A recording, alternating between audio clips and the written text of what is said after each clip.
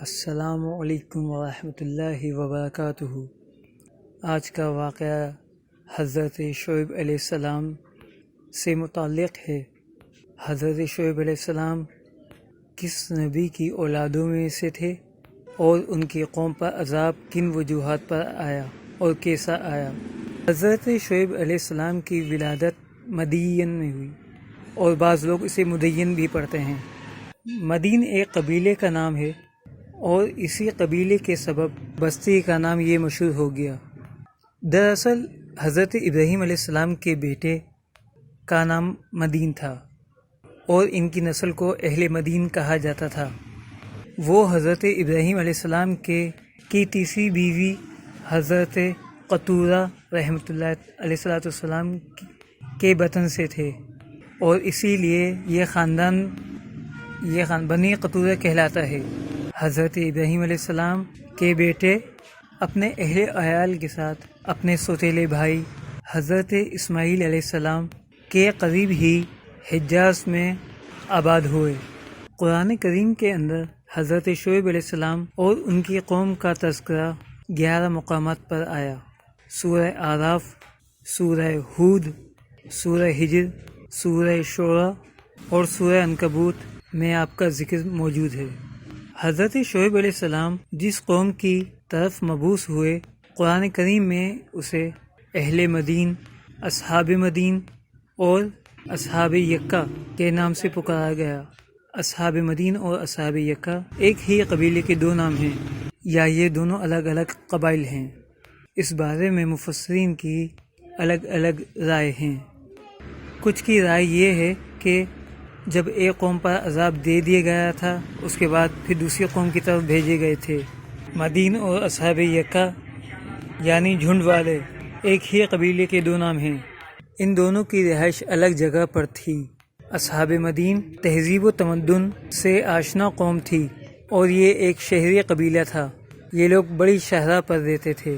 یہ بڑی شاہراہ شام سے فلسطین، یمن اور فلسطین سے ہوتی ہوئی بحر قلزم کے مشرقی کنارے سے گزرتی ہے اور حجاز کے تجارتی قافلے اسی راستے سے سفر کیا کرتے تھے۔ قرآن کریم میں ارشاد ہوتا ہے، یہ دونوں بستیاں یعنی قوم لوط اور مدین بڑی شاہراہ پر آباد تھیں۔ سورہ ہجر آیت نمبر 79۔ اصحاب یکہ ایک بدوی قبیلہ تھا۔ عربی میں ایکا ان سرزو شادھاڑیوں کو کہتے ہیں جو ہرے بھرے درختوں پر مشتمل ہو۔ علامہ ابن کثیر کے مطابق ایکا ایک درخت کا نام تھا جس کی قبیلے کے لوگ پوجا کرا کرتے تھے، چنانچہ اس نسبت سے اہل مدین کو ہی اصحاب ایکا کہا گیا۔ بہرحال اکثریت کی رائے تو یہی ہے کہ یہ دونوں قبیلے ایک ہی نسل سے تعلق رکھتی تھیں اور قوم شعیب کہلاتی تھیں۔ اچھا، تو اب بات کرتے ہیں کہ اس قوم کی خرابی کیا تھی اور ان پر عذاب کن وجوہات پر آیا۔ پہلا، وہ لوگ کفر اور شرک میں مبتلا تھے اور درختوں کی پوجا کرتے تھے، بیوپاری میں بے ایمانی اور ناپ تول میں کمی کرتے تھے، اور تیسرا یہ کہ راستوں میں بیٹھ کر لوٹا ماری کیا کرتے تھے، لوگوں کے اموال چھینا کرتے تھے، غنڈہ ٹیکس وصول کرتے تھے۔ قرآن کریم میں سورہ اعراف آیت نمبر 85 کا ترجمہ اور مفہوم یہ بنتا ہے، اللہ تعالیٰ نے ان لوگوں کی اصلاح اور توحید کی دعوت کے لیے انہی کی قوم کے ایک نیک اور سچے انسان حضرت شعیب علیہ السلام کو مبعوث کیا۔ قرآن کریم میں ارشاد ہوا، اور ہم نے مدین کی طرف ان کے بھائی شعیب کو بھیجا۔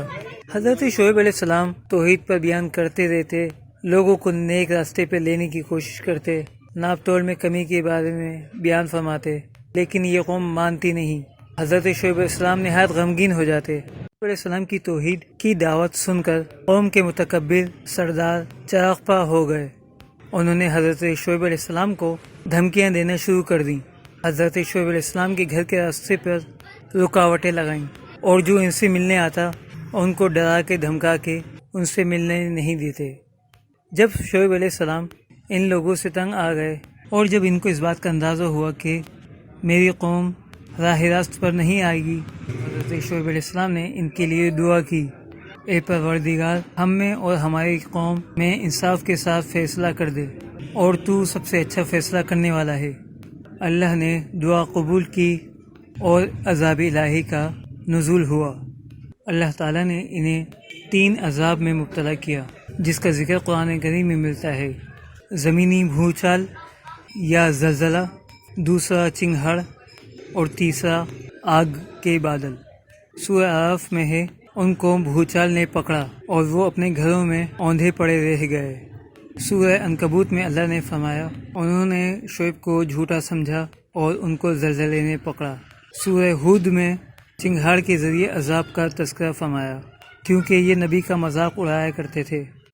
تو یہ تھی حضرت شعیب علیہ السلام کی قوم سے متعلق معلومات۔ تفصیل تو کافی لمبی ہے، لیکن میں نے اس کو بہت مختصر کر کے بیان کیا۔ قرآن پاک میں جن چیزوں کا ذکر ہوتا ہے ان سے نصیحت حاصل کریں، ان کاموں سے بچیں اور ان قوموں سے عبرت حاصل کریں۔